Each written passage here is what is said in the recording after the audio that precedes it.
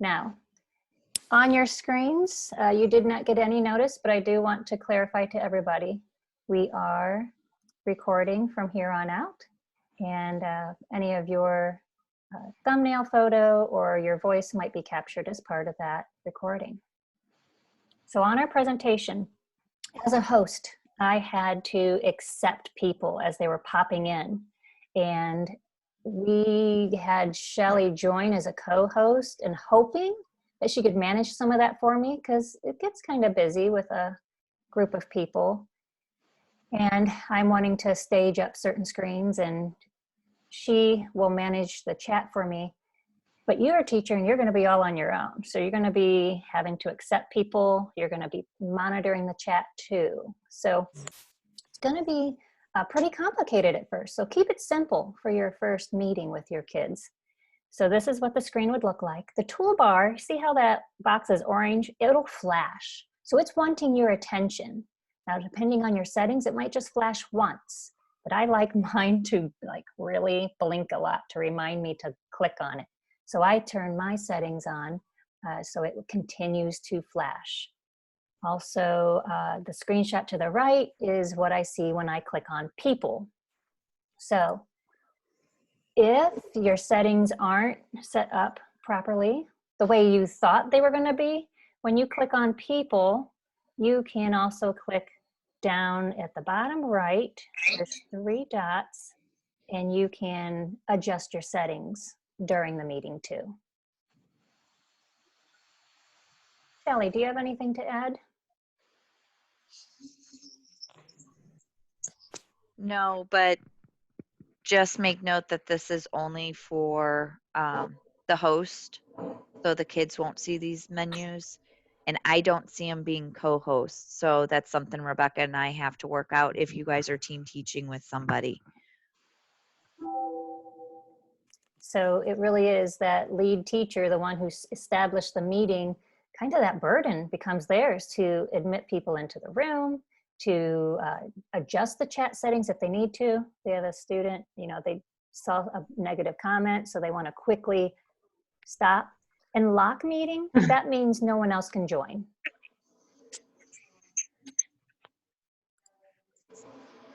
This can also have individuals joined by phone. So that invite went out, all we did was share a link to you, actually to Eric. Eric then emailed it on to all of you. And this is what it would look like, 2 different views when 2 different users were joined by a phone. I noticed that one that's green, it didn't show in my screenshot, but it showed me the full phone number. So I'm gonna look into that more. So we don't wanna share out too much personal information, or if that user would have a way to conceal their phone number. Some users are going to be prompted to, you know, change their background. It really doesn't take much. It's really slick, super easy. They have some stock photos. Yesterday, the group I was in, they were a little excited to use that feature. So I have a guy here, you know, sitting in front of the stadium. This guy's at a rock concert, and we had one with a cascading waterfall that was animated falling behind him. Just some of the, you know, fun features. But my computer, whenever I... Oh, I think you're muted, Rebecca.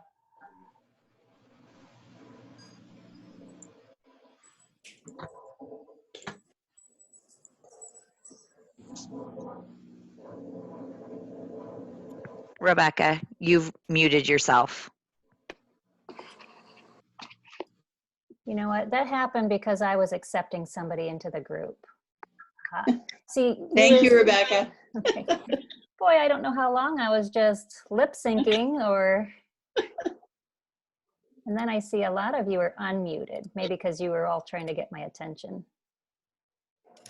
I'm going to mute you back.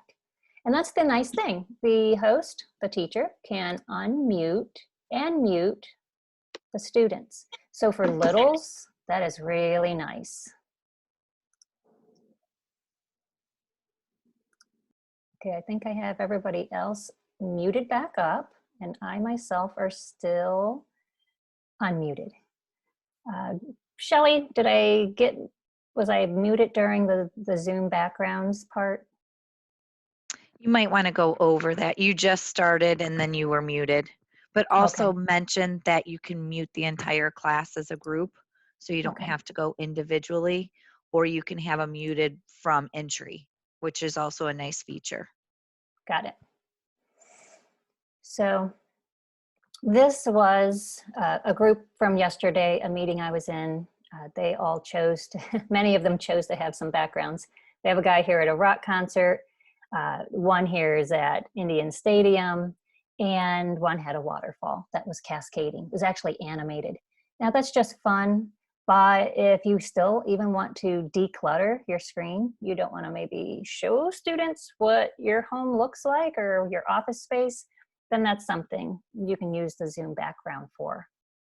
And I have the client, which means I installed the Zoom program to my computer. And when I tried to use a Zoom background, it said my system settings weren't good enough. They weren't high enough to use a background. But when I went to my iPad, it was easy.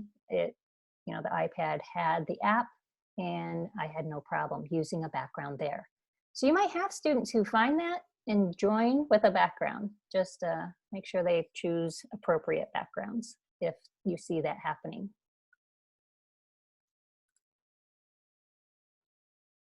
So moving forward here, some of your view options, look across the top of your screen there. You'll have a green bar, and it says you are viewing Rebecca Rosecranz's screen. And off to the right, it says view options. So when you click that, it will drop down a list for you, just like that.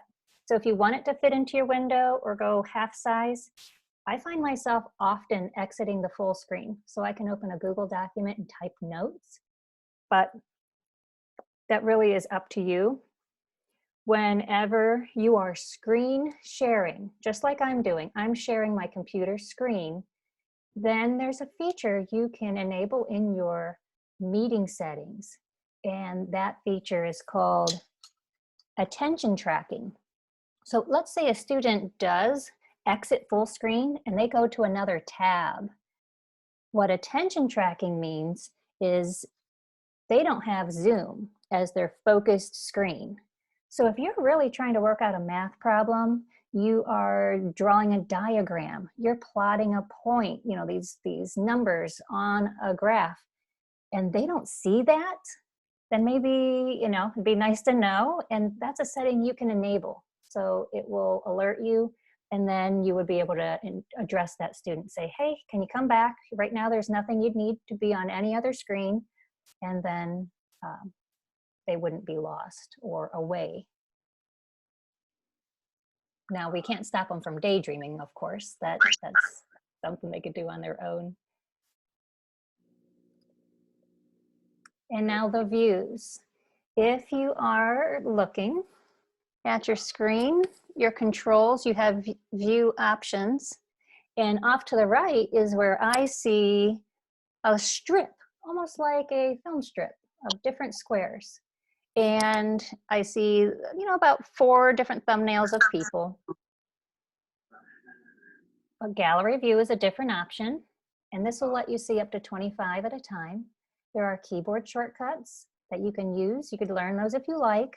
I'm not going to go through into those details, but that lets you go forward and backward through 25 students at a time.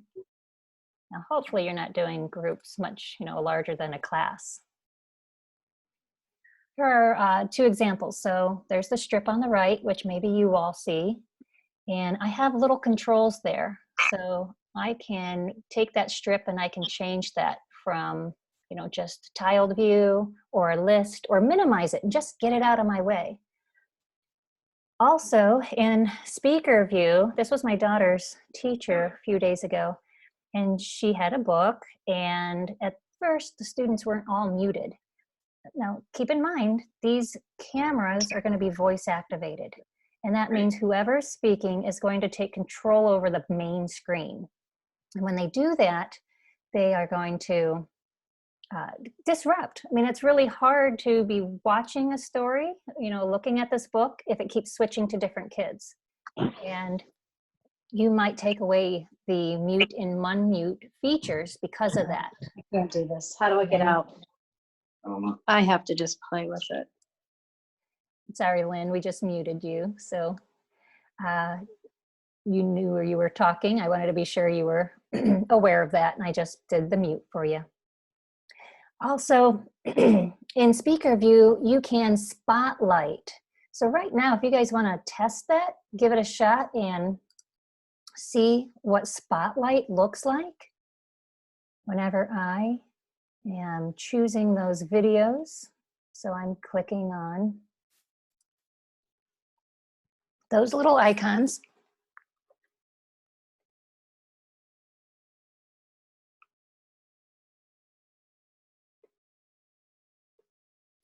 I wanted to give you time to do that as well. But hovering and clicking on one of those thumbnails is how you're able to get back, and you can spotlight a certain speaker, and that's just for you. That's not going to spotlight it for everybody. Shelley, have you tried spotlighting, and is that working how I just explained? Actually, it is not for me. But I don't know if that's because you're sharing your screen. But when I click on anybody, so if I click on Julie, it does not go to her. Okay. And the the ability to pin has also disappeared too. Okay. Well, then that's actually a really good thing, because if it is something on our screen, we don't want our kids to miss out on that. So you've already been into this chat, but for some of you, if you are wondering, I'm watching some conversation here. I'll repeat it because some of you, and I have one more just joining us. So when you join, you do not see any chat prior to you joining. So as a presenter, teacher, you're the host, be sure you have everybody in class before you start distributing resources through the chat. And I can, if you see in the screenshot there in the left picture, it says file. And what I actually clicked on were the 3 dots there, that who can the participants chat with? So I left this one open for public and private, and you all could be having side conversations. So that's a setting you're going to want to watch for. You certainly don't want your kiddos doing that on the side. Plus then you almost need to have one eye on your presentation or your camera and the other eye on the chat, because they could be asking questions or they could just be having conversations. But there is an ability for you to adjust those settings on the fly. And then on the right was one of the exciting chats that Shelley and I have about, it was in one, I believe, from yesterday, just to show you an example of a private conversation. But there in the middle is somebody who was communicating to the whole group, where it says everyone. Rebecca, can I make a comment real quick? Please. If you're working with other teachers or administrators, you might have it open so you can do private chats. With your students, you should not. But just a reminder, if you are doing private chats and if anybody's chatting with me, don't forget to change it back to everyone, or you're going to be sending a message just to that one person. It doesn't automatically flip back to the everyone status.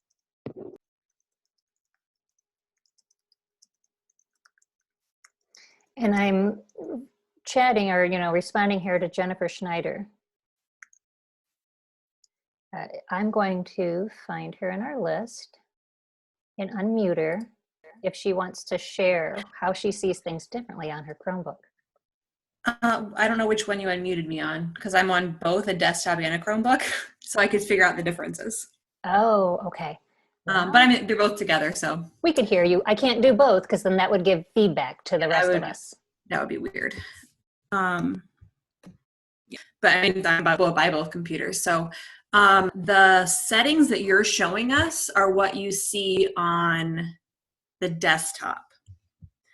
When you're Correct. on the Chrome, the settings look, there's a lot less options. Okay. And they're not as pretty. They're just like plain type. Like there's just less features. Okay. There could also be less features if you're just joining from the browser. So that, Correct, but I'm not. I downloaded something on my Chromebook. okay. Whatever it was prompted. Yeah, there's a ton less features when you're in the browser. Yes, correct. And I did neglect to clarify that. If somebody just does join by browser, there will be fewer settings. Thank you for sharing like the that. background is an option on the, well, actually the caret by the video on the Chromebook, there's no options. Well, you can like enable mirror effect.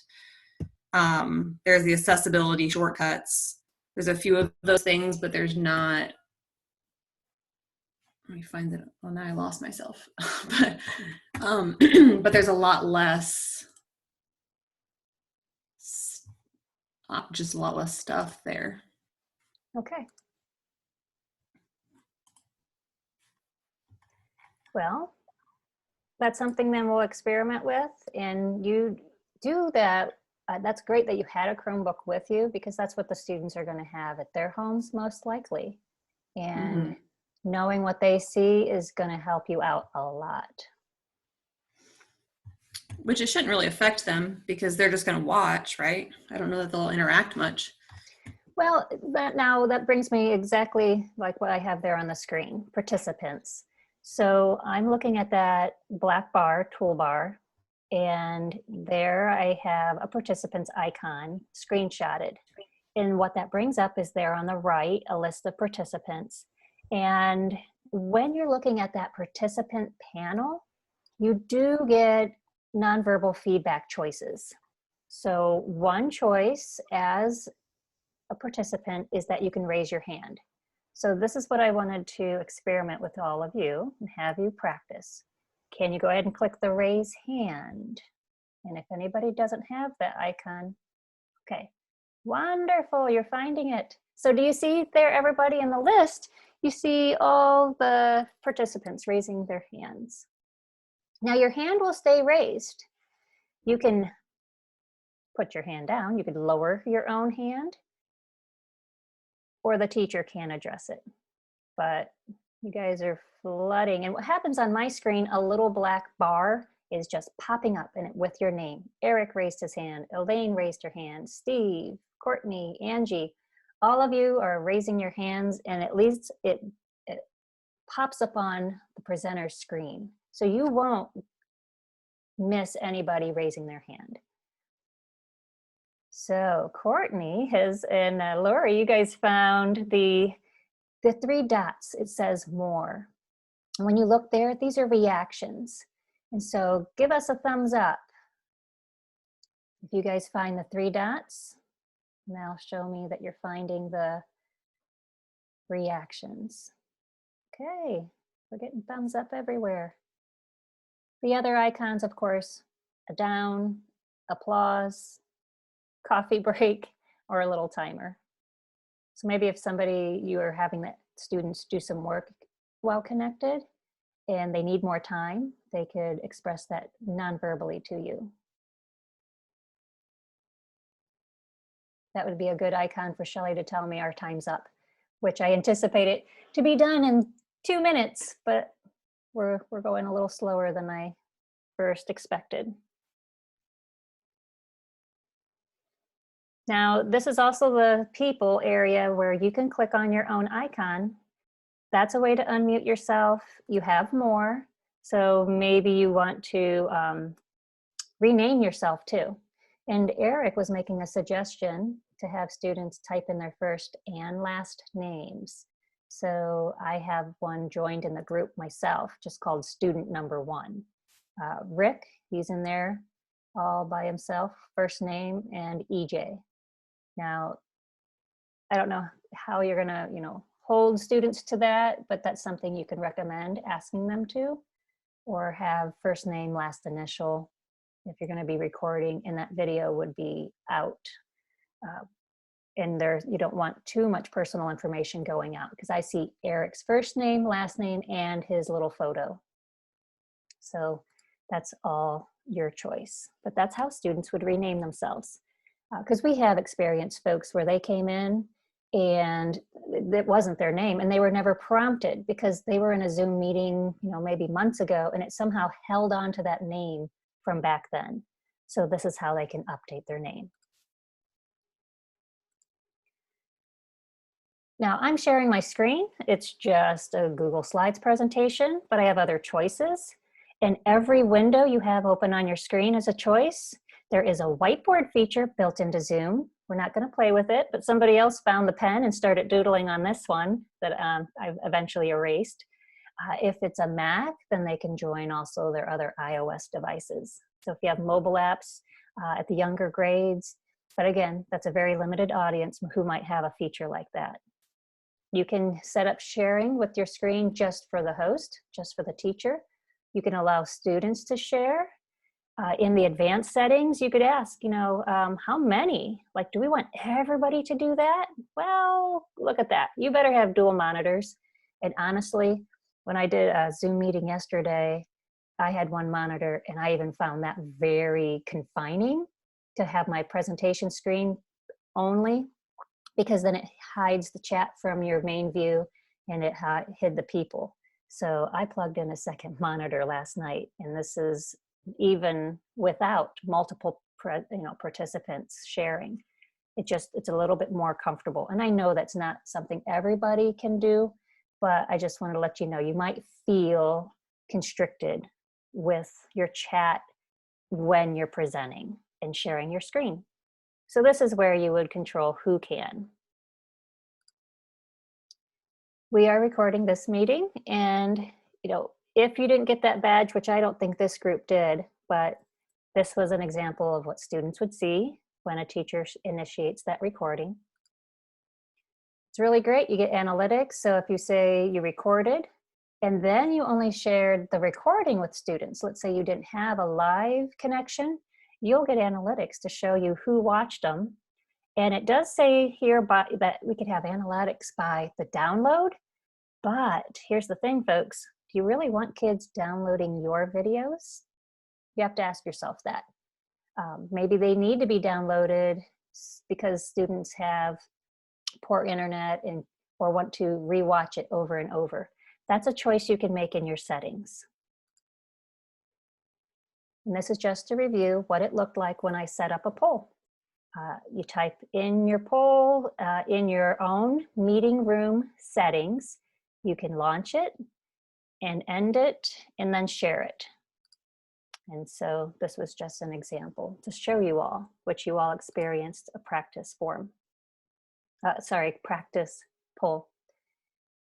Lastly, on settings that we're looking at here in Zoom are the options maybe to request remote control.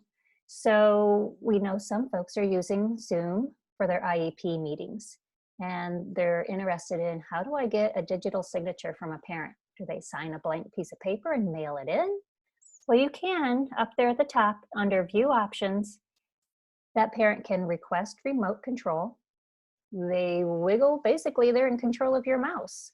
So whatever document you're on, if you're on the parent signature page, then they're able to write with their mouse. Maybe they have a touch screen or tablet at home. They're just using their finger on their own screen. And then you take back control of the mouse after they're done. So I wanted to share that, and that's up in the View Options. When it ends, it's really handy. You can simply end and choose End Meeting for All, which is phenomenal. Really great piece of cake. And I want to ask Shelley if there's any questions out there. Yes, one of the questions was setting up a reoccurring meeting with the kids. Does it send them an invite for each meeting? Because I know when Roy sent our reoccurring meeting, we got one invite, but it's for each day. You can control your reoccurring meeting. So you can send out a separate meeting, or you can make it where they just join once and they can always join again. I don't think that exactly answers your question though. I do know there are reoccurring meeting settings. We can maybe pop in and take a peek at those. I'll try to look while you're talking and seeing what they are. Okay. Anybody else out there just want to unmute their mic and ask a question? Yeah, Rebecca, can you hear me? I can, Rick, go ahead. All right, good seeing you. Rebecca, so when I email my students that I'm ready to do a Zoom and that they've been invited to join, are they going to have to download Zoom and so forth, or are my students going to be able to just click the link and go right to it? They should be able to click the link. And something I did here, because you said email your students, and likely mail is not on. And Eric, you can stop me, correct me if you have email activated now for students, but typically their Gmail is not.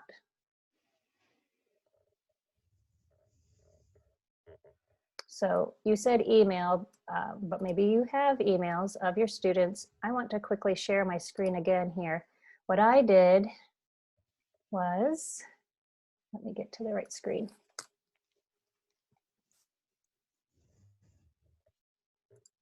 And I'll escape this. There's resources at the end of this presentation you can all get to. But I just went in to my Google Classroom. So I don't think,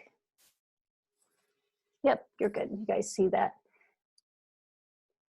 So in Google Classroom, I did an announcement. I said, hey, that's my Zoom room, what we're gonna do with it. And only if you have a mobile device have I found that you had to have the app. I was just trying to go through the like the Safari browser on an iPad, and it kept telling me my link is wrong. So it kind of forced me. But you can join with browser from a computer, and then you can launch. There is also, so that's how I sent my link out. So right now, this is our own meeting. This is what a student would experience. They click open. And I encourage you could just hit the click here and that'll launch the meeting. So open Zoom is probably waiting for me. And I am doing this on the same computer that I'm trying to present with. So it could also be confusing it. So I'm not going to worry about actually joining, but that's all the student would do. Click a link that you provide. Okay, thanks, Rebecca. I think we all want to get going on this and develop and present some lessons for our kids, but it does sometimes pile into a car crash when you try to do that when kids say, I can't get it, and I can't. So I just want to anticipate that before we hit that with students. So Sure. Thank you. If you are strictly going to use the web browser access, that means you go to the zoom.us website, you log into your account, and then you are going to set up all your account settings, and that's how you launch your own meetings. There is a Zoom Scheduler Chrome extension. And that's kind of nice because then it'll go on your Google Calendar. There was also one for Outlook if you primarily use the Outlook client for mail. But you guys probably use Outlook Web Access. So, questions? Rebecca, Yeah. can I make a comment real quick? And I want to make sure Eric can hear this as well. When I am trying to join from my Chromebook, it is forcing me to install Zoom from the web store. So I don't know if that's, but it's also saying if you want to start this meeting as a host. So that might be because I'm co-host. So I just want to make sure Eric's aware of that. It might be something that needs to be pushed out to students. So I'll have to try that with a meeting when I'm not the host of.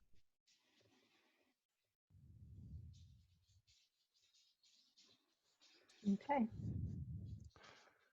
Now, I was only, in the time that I had predicted, only able to get you through just playing through it as a participant. And if you say, great, I'll go to those resources, I'll figure out how to do my own settings, then feel free if you want to drop off. I'm not going to make anybody stay on any longer. But if you do want to look at your own account settings, then hang on with us. We'll talk about and go through some that we feel are the must-haves for a teacher. How about this? I want to see, give me a nonverbal reaction. Give me a thumbs up if you want to see some of those settings.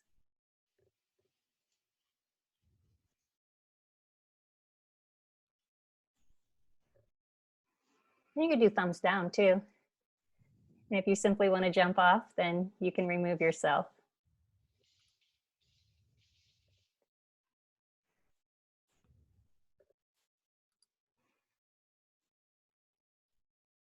Okay, Rebecca, I have a question.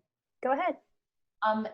I've done 3 Zoom meetings with my kindergartners. And the last meeting, I had 2 kids that I couldn't get their audio to work. Like, it worked for a little bit and then it went off and I couldn't get it back on. Any suggestions?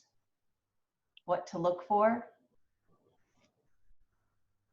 Well, I thought maybe in the beginning they joined but didn't allow audio, but you said it worked for a little bit. It did work for a little bit and then we couldn't get it back on. And I didn't know what to tell her to look for except for the little unmute button. Yeah. Well, and you had that control. And did you try to do the unmute yourself? Yeah. I tried to unmute and unmute again, but all of a sudden we just couldn't get it back. One thing you might want to have them try, if they mute their actual computer or Chromebook, that might cause an issue as well. Okay. So maybe they hit the mute on the device that they're using. Is it best to have them unmuted when they enter or not? How many kids did you have, Julie? I've been meeting with like 5 or 6 kids at a time. So I wanted like every Monday to meet with these 5 kids, every Tuesday to meet with these 5 kids. So that's why I wondered if I set up a reoccurring meeting at the same time, if that automatically sends a link, or every time I meet with them, do I have to resend a link? It is going to depend on how you choose to set it up. And in light of some Zoom bombing that Eric is also aware of. That's what I've heard about too. Yeah. So But they shut the meeting off as soon as those kids are in to not allow any other people you to can. Yeah, you can do that lock. Always have the waiting room turned on in your settings. And that means nobody can even get in. Even if you just like this, I left this generic, and I'll tell on Verity only because whenever Eric emailed the link out to all of you, she must have clicked the link. And what it did to me, it sent me an email and it said, Verity is in your waiting room. And now it just popped into my email. I happened to have my phone nearby and I saw it. So she still couldn't get in. And I tend to use the meeting room that I made up so I could recycle it. And it's easy for me. My own daughter's teacher, she's first grade, she's using the same room. But again, there's that gatekeeper, that ability to have a waiting room. And you could also uncheck a box that says allow join before the meeting starts. You can turn that off so nobody else is there prior to you. Okay. And then the other thing is, one of my meetings, I didn't have access to the Google, you know, where you can do the shared screen and pull up a Google document that they can all look at while you're with them. It was your meeting with your 5 kiddos? Mm-hmm. So you might just want to have another tab open And you might have been in full screen. Maybe you needed to exit full screen for yourself. Does that matter? Like when you set up the meeting too, it asks you if you want to use shared screen, video, audio. I forget the other choices, but I know. Which one should I always choose? Shared screen?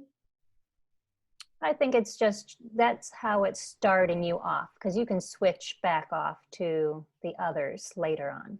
To stop shared screen. Okay. Yeah. Okay. Rebecca, we have a question. Okay. So spotty Wi-Fi. Okay, we know that can be an issue with kids, and if a kid drops out accidentally because they lost Wi-Fi signal, they can always click on the link to get back into the meeting. That's not a problem. What happens if it is the host? Will the meeting automatically stop? I honestly don't know. Yeah, good point. That actually happened to me. Oh shoot, I gotta mute my other computer. Okay. That happened to me with kids, and it kicked everybody off. Thank you. So Rats. It And- happened to me, but it went to, it let somebody else be the host. My So it- guess would be that The meeting, and then when I went to go back in, it said that I was already hosting a meeting, so I didn't know how to get back in. Julie, the fact that the rest of the kids didn't drop off, I suspect that you have it where that you allow it without the host being present. Okay, so I should not have, should I have that turned off? I mean, I was suggesting that until Jennifer made her comment, because then you're like, oh, I drop off, it kills everyone.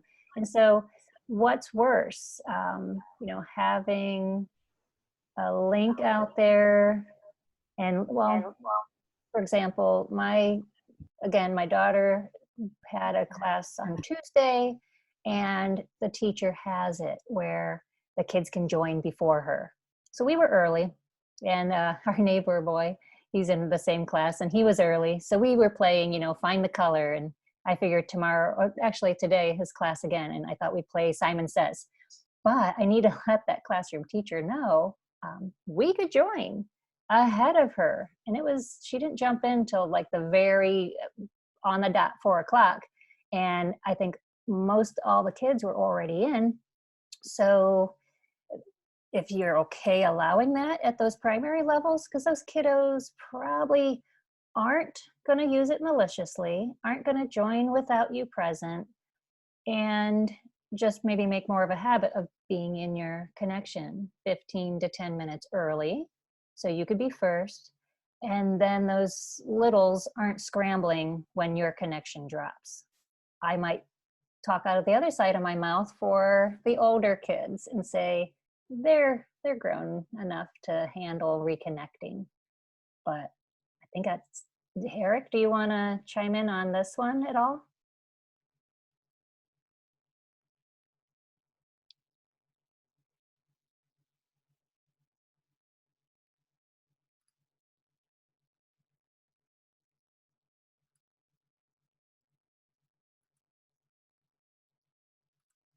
Oops. You're unmuted, Eric. Muted. Can you refresh what you just said? I had a car that drove by and I couldn't hear part of that. Okay.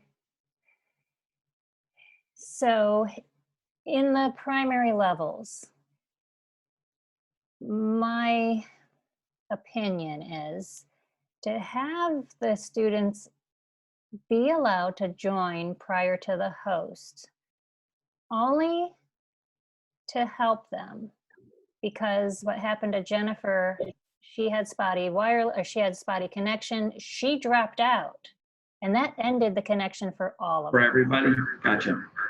That makes sense. I would recommend that as well. Okay, but then maybe for the upper grades, you know, those kids are the ones that are worried about joining without us, and so just they need to rejoin if you drop out. And I'd probably put instructions out there with the link that hang on, that tell them, you know, what happens if they drop the link or lose the connection to the meeting, just rejoin. Because I've had to rejoin in some as well. My Wi-Fi here sometimes is good and sometimes is poor. And at your own home, if your laptop is close to your home router, you can hardwire in. You don't have to be wireless at home. If you have, you know, a standard network cable, we're just probably used to using our wireless because it's convenient. I know for me, my router's in my attic, so I'd have to go climb into my attic with my computer if I wanted to be wired. So that's not convenient. I'm going to risk it and go wireless.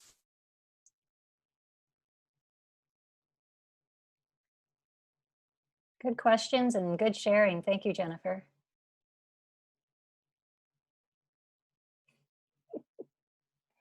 Rick, if you saw my attic, it is stuffed with toys. I have a 7-year-old who won't leave go of those baby toys yet.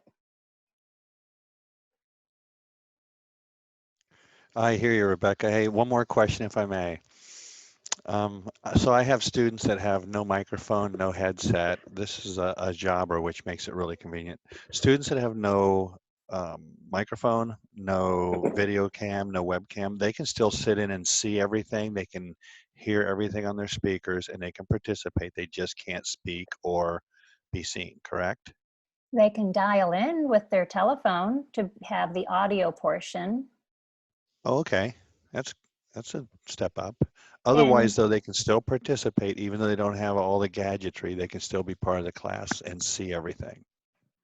yeah, We had many that were on desktops this week as we were doing training, and they would just communicate through the chat on the side. So Okay. they were able to ask their questions as needed, but it was through the chat system. Thank you. thanks, Shelley, for reminding us that a desktop computer doesn't always come with with speakers or a microphone. So they might need to grab, you know, some earbuds. This is nothing fancy, just came with my phone, has the built-in microphone. Kids likely have a pair of earbuds sitting around so they can plug in the headset jack to get the sound, but still, desktop computers don't natively have a microphone.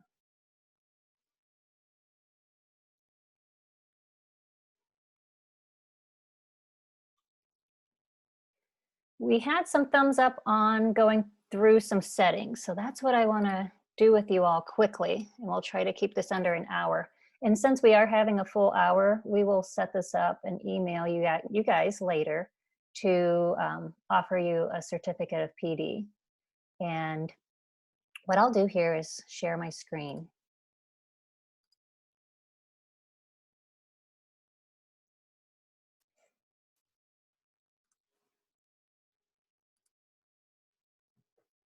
All right. So there was our presentation. There was my Google Classroom. And if I went to the website, I'm just starting in fresh. And I was already signed in, so I'm heading to my account. Now I'm zoomed in really large, but if I back out of this, these are the settings I'm going to run through here pretty quickly. So your profile, if you haven't set up an account yet, you'll go through that. You have the ability to upload a icon, certainly put something in there. That's the placeholder. If you don't have a live video camera and you want just your face, put something up there for the students to connect to you. You can make a personal meeting ID. I made that my office phone number. You can make it something different.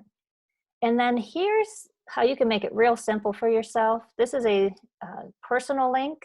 So if somebody joins and just clicks to this website, then they can join meetings with me very easily.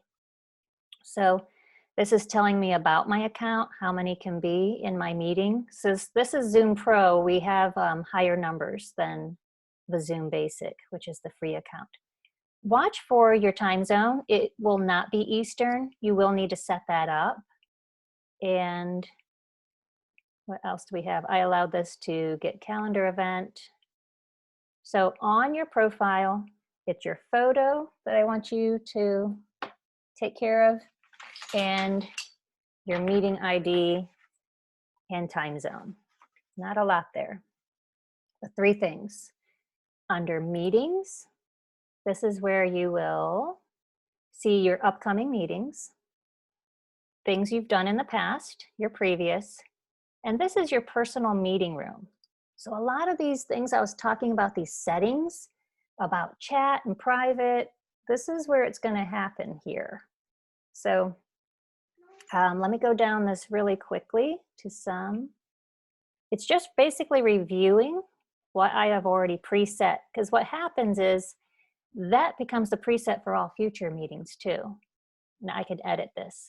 And so I had added Shelly as a co-host, but we just found with this meeting, she didn't get a ton of privileges, and we want to check on that. This is where my meeting was set to, this is it, Julie, enable join before host. And that way, if the host breaks down or breaks out, then the kiddos can still be together.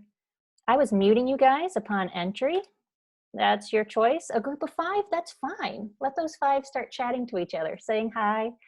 And then I have the waiting room. And right there, that's the option that I would say is a must-have. Unfortunately, it puts a burden on you as the host. You're going to have to sit there and hit accept, accept, accept. And some folks here were a little late, so I was still accepting 10, 15 minutes into this presentation. And then I can edit those settings right here. Also, on this meeting area, this room, this is where I do my polls. So I had the do you rather. Maybe you guys might want to do a check for understanding. You can have students poll, but we did experience some of you didn't get the poll. So maybe use the nonverbal feedback instead. We know the thumbs up, the hand raisings, those were all working for everybody. I don't think anybody said they weren't. That is meetings. I want to jump here to these recordings to show you all. You can record to the cloud. That is for everybody, whether it's free or the pro account. Only if you have the client that you have installed this, can you get local. And so today I'm recording this one locally. I'll have something there after today. But I've done everything on the cloud so far. This one shows that we have 3 files, and this is a way you all can share the recording afterward. And if you're wondering, what are the 3 files? Well, you get a shared screen with a speaker view, audio only, which is really nice. If you really have struggling students with bad connections, then you can just send an audio only version. And then I had the chat file. So this is how I'm going to get all your names collected from this recording. But keep in mind the shared screen with speaker view. Let me jump ahead here. Whenever you're screen sharing, look at that, folks. If you have your webcam on, keep in mind a little thumbnail of yourself is still being recorded. So that might feel weird that you're looking at your presentation and everyone else, that's all they see, but the recording is still seeing you unless you mute your video and put your little thumbnail icon up there. So just be aware of that in recordings. So that's where you would find them when they're finished. And settings. So we have settings for our meeting.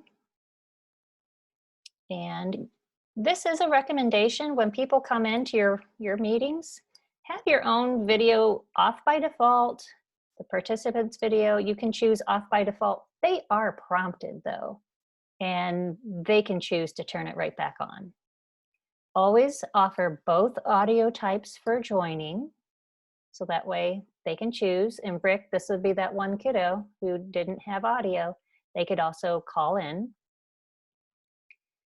Julie, here's that join before host feature.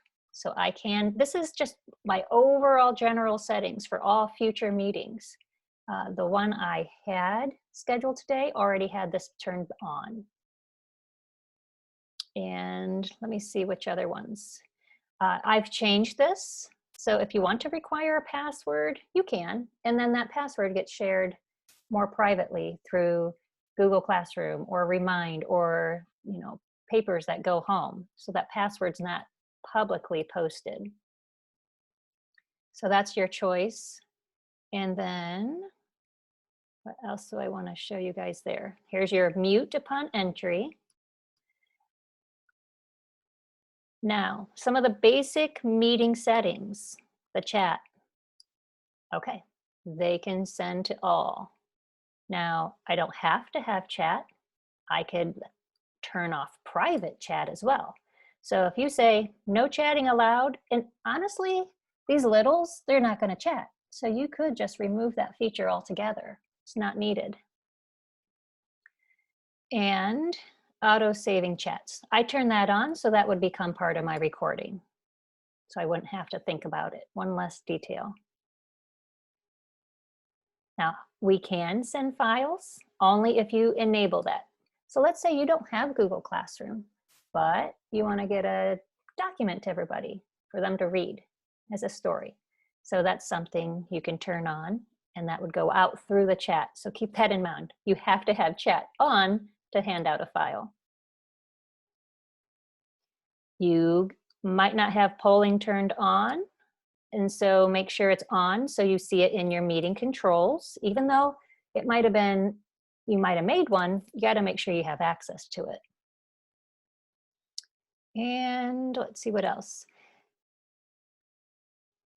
Show Zoom windows. We were discussing this in our own meeting this morning with TCCSA, and I'm not seeing, you guys are not still seeing my Zoom controls. You're only seeing your own.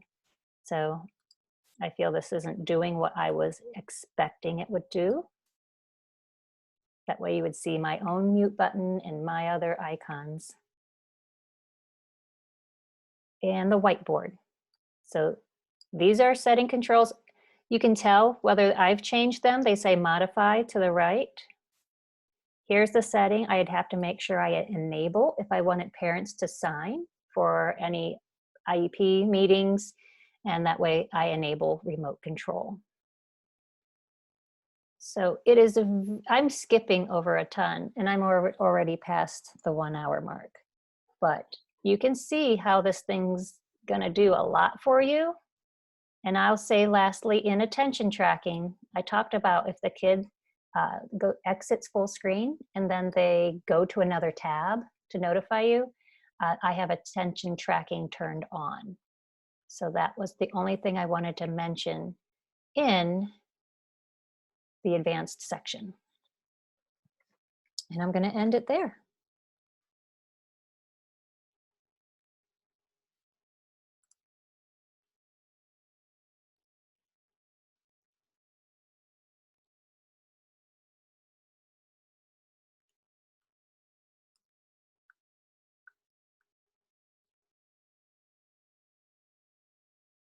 So Julie, what did you want to know about the share screen?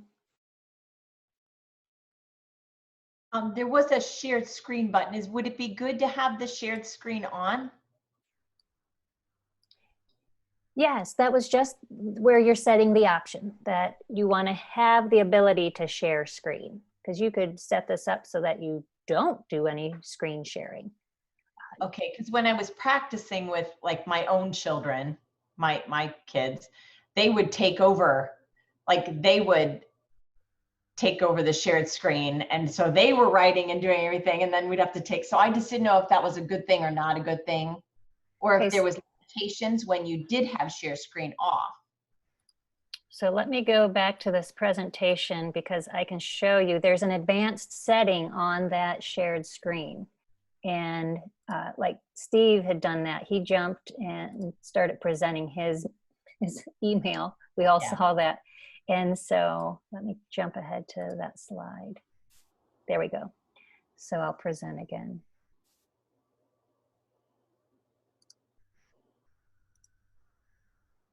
So you see there, if you click share screen, that little arrow to the right of share screen, when you click on that, it pops up and it says, all right, who's going to do it? only host, and that is how you could avoid the kids taking over. So you only see that in the advanced share screen settings of your meeting.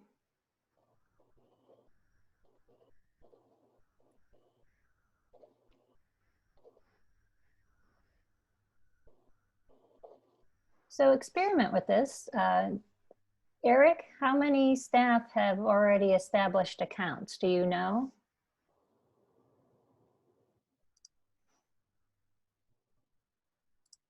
He's muted.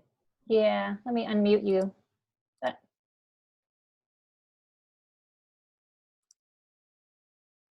am having trouble unmuting you, Eric. You're good. There we go. Yeah. We are putting in, hang on a second.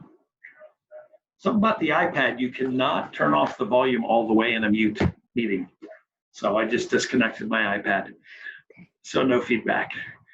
We put in requests for about 40 so far. Many people are still using the free version. So I just put out a little thing in the group chat to please let me know, especially anyone here who's still using the free version, if they want to get upgraded to the pro version, the pro, I believe that's the education version as well, to let me know, and I'll get those names submitted for that. It'll take usually about a day.